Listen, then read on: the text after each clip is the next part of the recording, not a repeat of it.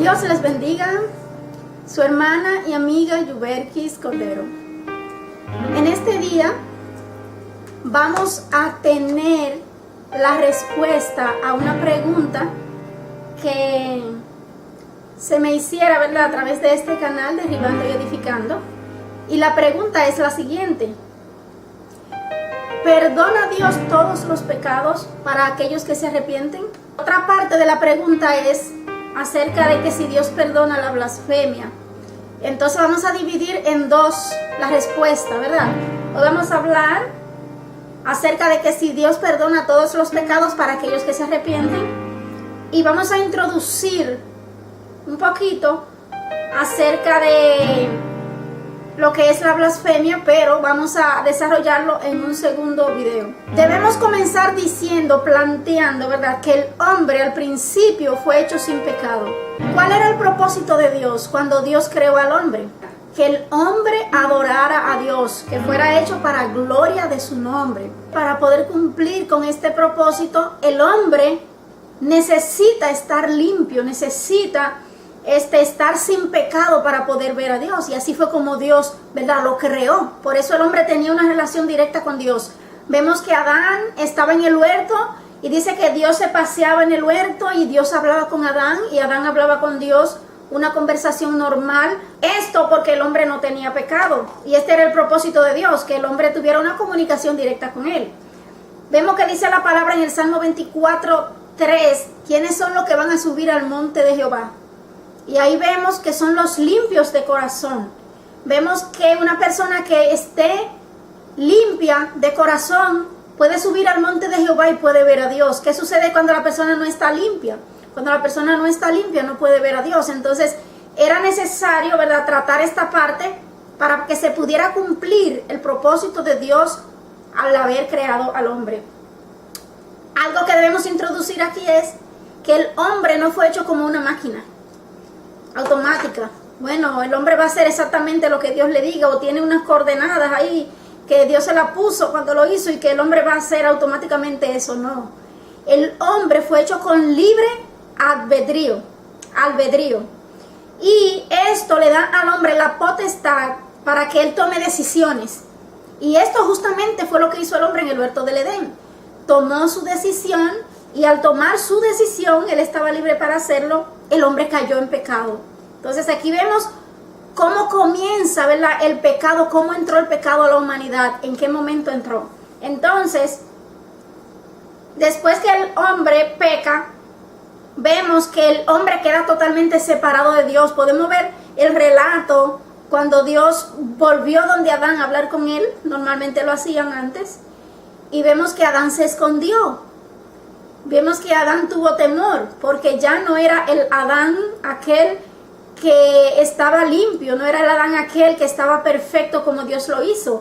Era el Adán que había tomado una decisión incorrecta, y era el Adán que ahora mismo estaba en pecado, y había una separación entre él y Dios. El pecado es como una pared entre la relación entre Adán y Dios, igual que como lo es para nosotros cuando no estamos bien delante de Dios. Entonces vemos que aquí la Biblia establece en Romanos 3:23, aunque ya estamos saltando al Nuevo Testamento, pero establece, ¿verdad?, que por cuanto todos pecaron, en el sentido de que cuando Adán pecó, todo el descendiente de Adán, nosotros todos, ¿verdad?, también heredamos esta naturaleza caída. Entonces, por cuanto todos pecaron, ¿verdad?, ¿qué sucede? Están destituidos de la gloria de Dios. Entonces, este pecado debe ser eliminado y debe dejar de practicarse para el hombre poder volver a relacionarse con Dios. No hay manera de que el hombre pueda relacionarse con Dios de una manera directa, de una manera confianza, en intimidad, cuando hay pecado, porque el pecado divide. Por lo tanto, para el hombre poder restablecer nuevamente esa comunión con Dios, necesita ahora reconciliarse con Dios. 2 de Corintios 5, del 18 al 20, donde se nos habla acerca del ministerio de la reconciliación, y se nos dice aquí, ¿verdad?, que Cristo fue quien vino a reconciliar a los hombres con Dios. Sin la obra de Cristo en la cruz no hay reconciliación. Sin la obra de Cristo en la cruz no hay manera de que el hombre pueda alcanzar salvación y pueda, pues, sus pecados ser perdonados y tener una relación con Dios abierta, no hay manera. Entonces aquí se nos manda a todos a que debemos reconciliarnos con Dios. Para nosotros poder reconciliarnos con Dios, Dios primeramente tomó Él la iniciativa. Si Dios hubiera decidido, bueno, el hombre pecó, ya, voy a exterminar al hombre que cree, no hubiera habido manera de que el hombre se reconcilie con Dios. Dios tenía que tomar primeramente la iniciativa en su voluntad para poder atraer al hombre otra vez a una reconciliación con Él. Y esto es lo que Dios hace, ¿verdad? Podemos ver en Génesis 3:15, es la primera promesa, donde vemos la primera promesa en la que Dios nos manda, nos dice en las Escrituras, que la simiente de la mujer le iba a dar a la serpiente en la cabeza. Entonces esta es una promesa, la primera promesa de redención que Dios le hace, ¿verdad?, a la humanidad. Y Dios toma la iniciativa aquí. También saltando, ¿verdad?, al Nuevo Testamento, vemos que Dios hizo una promesa, pero también la cumplió. ¿Qué sucede? Jesús fue esta simiente que salió de la mujer y que le dio en la cabeza a la serpiente. Entonces vemos aquí Juan 3:16, donde Dios nos dice, porque de tal manera amó Dios al mundo que ha dado a su Hijo unigénito, para que todo aquel que en Él cree no se pierda, mas tenga vida eterna. Solo en Jesús podemos encontrar el perdón de los pecados y solo en Jesús podemos tener la vida eterna. La única persona que tiene poder para perdonar pecados es Jesús, el Hijo de Dios. Mateo 9:6 lo dice claramente. El Hijo del Hombre tiene potestad en la tierra para perdonar pecados. Jesucristo es el único con poder. El único. No podemos decir ni María, no podemos decir Pedro, no podemos decir Mahoma, no podemos decir que Buda. No hay ninguna persona que tenga ese poder. Porque el perdonar los pecados está basado en el sacrificio de Jesús en la cruz.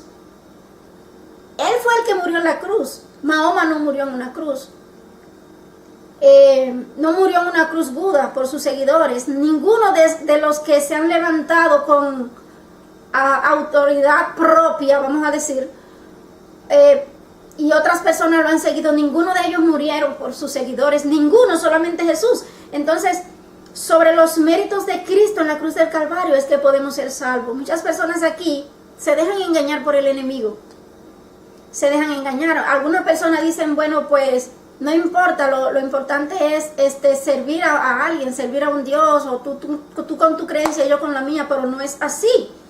Porque Jesucristo es el único autor de salvación, es el único que hizo lo que había que hacer para que el hombre pudiera ser salvo. Y es el único que lo podía hacer también. ¿Sabe por qué? Porque si Mahoma hubiera decidido morir, no hubiera dado salvación tampoco con su muerte. Porque Mahoma era un pecador. Igual que Buda era un pecador. Hubieran muerto y bien, hubieran muerto por sus seguidores, tremendo sacrificio, ¿verdad? Pero nada, no pasa de ahí. No hubieran dado salvación a nadie, no hubieran podido perdonar pecado a nadie, porque ellos también eran pecadores. Y no solamente esto, ellos están en la tumba, hoy están en la tumba. Jesús no está en la tumba. Se necesitaba no solamente como esperanza, ¿verdad? Para que, como evidencia y esperanza de esa salvación que ya Jesús nos dio en la cruz, es la resurrección de Jesús. Entonces, podemos ver que Jesús murió para perdonar nuestros pecados, pero también resucitó dándonos una esperanza de que nosotros también, ¿verdad? Un día vamos a estar con Él y un día vamos a tener una vida mejor, ya sin pecado, una vida victoriosa. El pecado entró en la humanidad por el primer Adán, ese Adán que fue puesto en el huerto del Edén. Pero vemos que la salvación de pecados vino también por un segundo Adán, que es Cristo. Y así como por uno solo la muerte pasó a todos, por uno solo Jesús, entonces da salvación a muchos.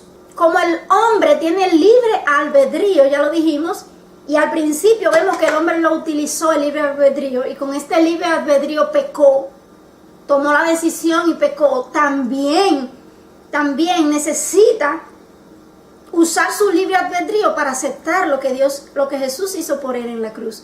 No es obligatorio. No significa que Jesús murió en la cruz.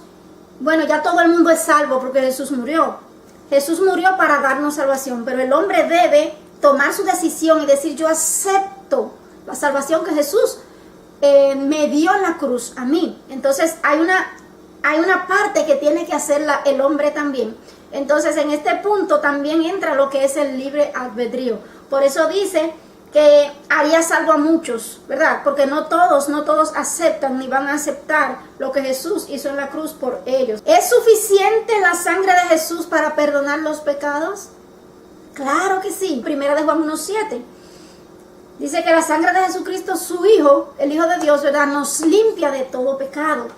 Mateo 26:28 también nos dice, porque esto es mi sangre, ahí está hablando Jesús mismo. Yo estoy parafraseando, estoy tomando solamente alguna frase del verso, que por muchos es derramada para remisión de los pecados. Entonces, aquí tenemos base bíblica. Jesucristo es el único que puede remitir nuestros pecados, el único. Entonces, Efesios 1:7 nos dice que en quien tenemos redención por su sangre, refiriéndose a nuestro Señor Jesús. Otra cosa que enfatizo es que Jesús fue el que cargó nuestros pecados. Dice Isaías 53:6, dice que más Jehová cargó en él el pecado de todos nosotros. Jesucristo fue el que cargó el pecado tuyo y el pecado mío. Entonces, ¿cómo va a ser que tú vas a ir a buscar salvación en otra persona que no murió, que no cargó tus pecados, que no cumplió, no satisfizo la justicia divina? Porque para poder satisfacer la justicia divina se necesitaba que quien hiciera este sacrificio estuviera sin pecado. Ninguna persona podía hacer esto porque todos somos pecadores. Entonces Jesús vino a esta tierra como Dios y como hombre, murió en la cruz del Calvario y satisfizo, ¿verdad?, la justicia divina.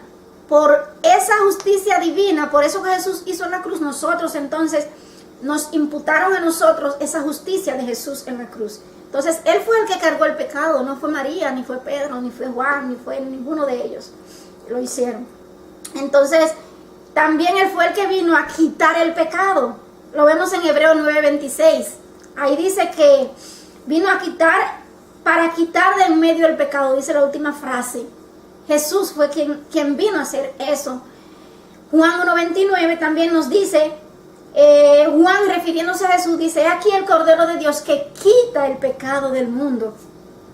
El único que quita el pecado del mundo. También Hebreos 10:12 nos habla de que vino y se ofreció una sola vez y para siempre. No tenía que hacer como los sacerdotes anteriores, que tenían que estar sacrificando una vez tras otra, no. Uno solo fue suficiente en Jesús, ¿verdad?, para poder satisfacer al Padre. Ahora vamos directamente a la pregunta.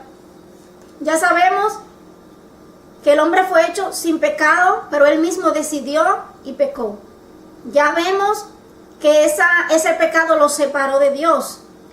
Ya vemos que para él poder otra vez tener comunión con Dios necesitaba reconciliarse con Dios. Ya vemos que Dios mismo tomó la iniciativa y hizo una promesa de redención. Hizo la primera promesa de redención en Génesis 3:15. Y vemos también, ya yéndonos saltando al Nuevo Testamento, que envió a su Hijo para cumplir esa promesa. Y también vemos que el hombre tiene una parte, y es que el hombre tiene que aceptar lo que Jesús hizo en la cruz para que sus pecados sean perdonados.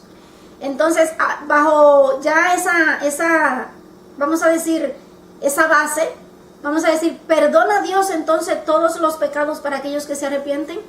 Vamos a decirlo desde el punto de vista bíblico.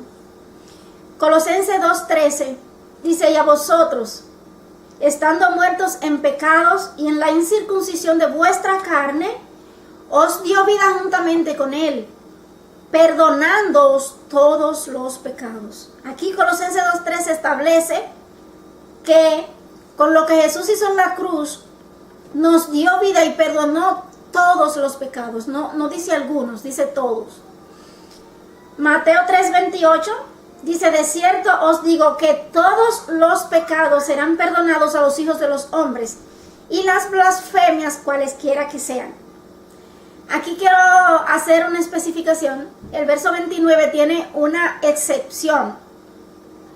Y esta excepción la vamos a desarrollar con más amplitud en el siguiente video, pero al final vamos a dar un poquito de vamos a decir un poquito solamente acerca de esta excepción, pero en otro video es que lo vamos a desarrollar para no hacerlo tan largo. Entonces, aquí Mateo 3:28 dice, todos los pecados serán perdonados a los hijos de los hombres. Ya sabemos que es en la base de Cristo, ¿verdad? En la base del sacrificio de Cristo.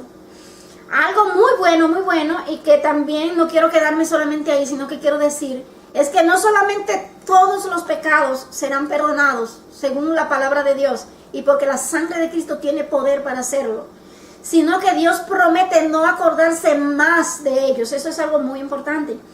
Hebreos 10:17 nos dice, y nunca más me acordaré de tus pecados y transgresiones. Salmo 103:12, cuanto está lejos el oriente del occidente, hizo alejar de nosotros nuestras rebeliones. Y primera de Juan 2:12 habla de que, porque vuestros pecados os han sido perdonados por su nombre. ¿Qué tenemos que hacer? ¿Qué tenemos que hacer para recibir el perdón de Dios en nosotros? Porque hay una parte que nos corresponde a nosotros. Vamos a tratar de resumirlo de esta manera. Primera de Juan 1:9. Yo le voy a poner el versículo completo, pero solamente voy a resumir con palabras. Primera de Juan 1:9 nos dice que tenemos que confesar nuestros pecados. Hechos 10:43 nos dice, todos los que en él creyeren recibirán perdón, refiriéndose a Jesús. Hechos 3:19 nos dice, arrepentíos y convertíos. Hechos 3:19. Entonces vemos aquí, lo voy a dividir en dos partes. Primeramente, esta parte que acabamos de decir, ¿verdad? Tenemos que confesar nuestros pecados, creer en Jesús, arrepentirnos, sentir convicción de que está mal lo que estamos haciendo y pedir perdón, pero también convertirnos. Hay que cambiar el estilo de vida. Y aquí yo voy a introducir esta segunda parte de lo que tenemos que hacer. Y esta segunda parte es, debemos apartarnos del pecado. ¿Sabe que muchas personas pueden arrepentirse, sentirse, estoy haciendo algo malo, a Dios yo sé que esto no le agrada, y se sienten arrepentimiento de que no estoy haciendo algo bueno, pero ¿sabes qué? No se convierten, es decir, no buscan una manera de cambiar el estilo de vida, no buscan una manera de alejarse del pecado, no buscan una manera de ponerlo lejos el pecado, de dejar de hacer lo que están haciendo, de dejar de ir a ese lugar que le atrae a hacer lo malo, de juntarse con esas personas que lo llevan a hacer las cosas negativas. No hacen algo, no cambian el estilo, no buscan una manera de cambiar su forma de ser para alejarse de eso que saben que a Dios no le agrada. Por eso dice arrepentíos, pero también convertíos. Hay que cambiar el estilo de vida, hay que tener frutos dignos de arrepentimiento. Juan el Bautista lo dijo y también lo dijo Jesús. Entonces, arrepentíos y convertíos. Pero hay una parte también importante que es como una segunda parte, y es que Jesús perdona nuestros pecados, todos. Y nosotros en la sangre de Cristo, ¿verdad? Tenemos ese refugio de que Él nos perdona. Pero también hay otra cosa más que debemos hacer, aparte de ir a Él para que nos perdone, confiar en Él, confesar nuestros pecados y arrepentirnos y convertirnos. También debemos apartarnos del pecado. Porque una persona puede pedirle perdón a Dios y el Señor lo perdona, pero no sigas, ¿verdad? No debes seguir haciéndolo. Entonces, Juan 5:14, vemos que Jesús ahí le estaba hablando a alguien que sanó y le dice, no peques más. Has sido sanado, le dice, no peques más. Y primera de Juan 3, del 8 al 10, vemos que aquí nos especifica y nos dice, el que practica el pecado es del diablo, porque el diablo es el que peca desde el principio. Entonces dice que Jesús vino para deshacer las obras del diablo. Pero dice, todo aquel que es nacido de Dios, lo cual sucede cuando venimos a Cristo, cuando pedimos perdón, confesamos nuestros pecados, nos arrepentimos y nos convertimos, somos nacidos de Dios. Dice, el que es nacido de Dios no practica el pecado. Y aquí yo quiero hacer una diferencia entre lo que es fallar y practicar el pecado. Somos humanos y seríamos, ¿verdad?, pues injustos y seríamos mentirosos si decimos que en algún momento no pecamos. Pero no es lo mismo que practicar el pecado. Hay una diferencia grande entre practicar el pecado y fallar. Cuando tú y yo como hijos de Dios, que nos va a pasar porque somos humanos, mientras estemos en esta carne, pecamos o nos pasa algo y le fallamos a Dios, instantáneamente debemos ir al Señor y pedir perdón. Instantáneamente debemos buscar arreglar eso. ¿Por qué? Para no dar ventaja al enemigo, para que el enemigo no se aproveche, para que el enemigo no encuentre una puerta, para que el enemigo no encuentre una brecha. Y sí nos va a pasar, pero debemos ir a Dios y arreglar las cosas inmediatamente. Eso es muy diferente a practicar el pecado. El que practica el pecado, eso es común. Lo hace conscientemente, lo hace regularmente, no le importa.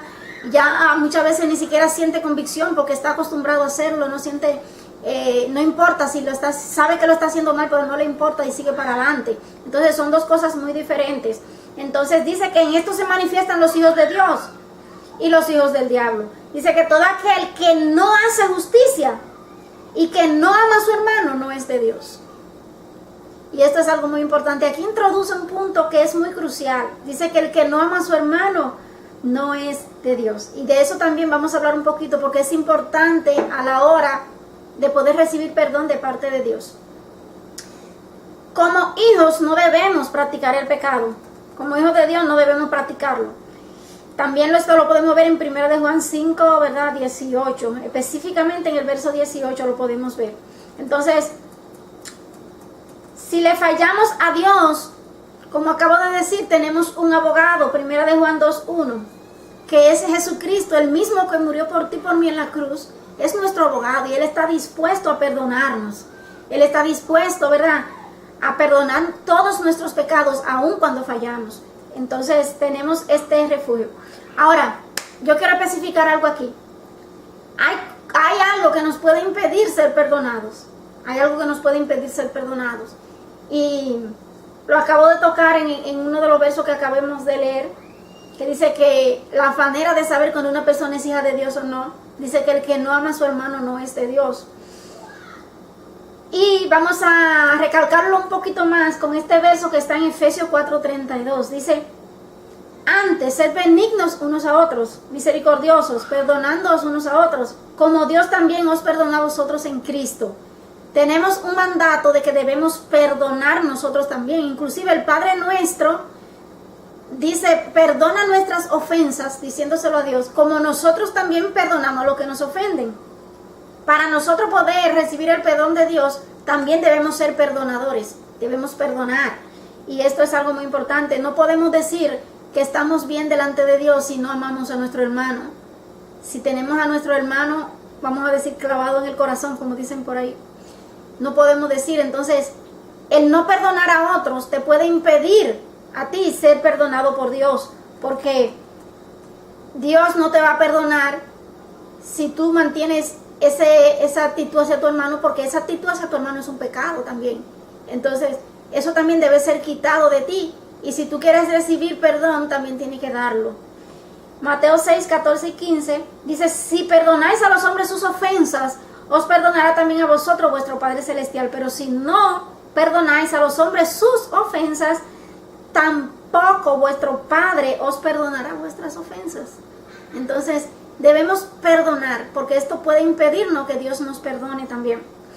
Marcos 11:25 dice que cuando estemos orando debemos perdonar. Dice: perdonad si tenéis algo contra alguno, para que vuestro Padre que está en los cielos os perdone a vosotros vuestras ofensas.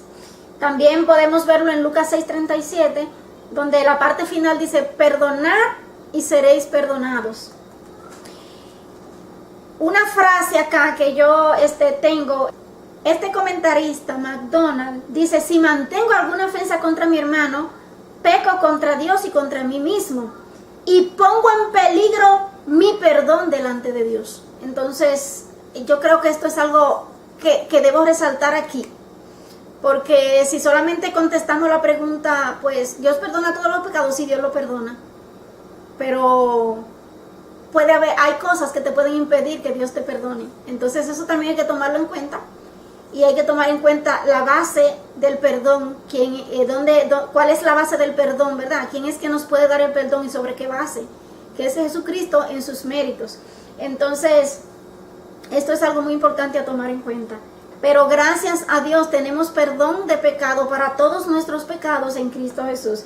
Y ahora sí quiero introducir esa parte que dejé pendiente a la mitad del video, donde leímos que Dios, ¿verdad?, perdona todos nuestros pecados. En Marcos capítulo 3, el verso 28, nosotros leímos ahí y dice lo siguiente: de cierto os digo que todos los pecados serán perdonados a los hijos de los hombres, y las blasfemias cualesquiera que sean. El versículo 29 dice lo siguiente: pero cualquiera que blasfeme contra el Espíritu Santo no tiene jamás perdón, sino que es reo de juicio eterno. Aquí hay una especificación. Es la única especificación que la Biblia habla y dice que la persona no va a recibir perdón. La única.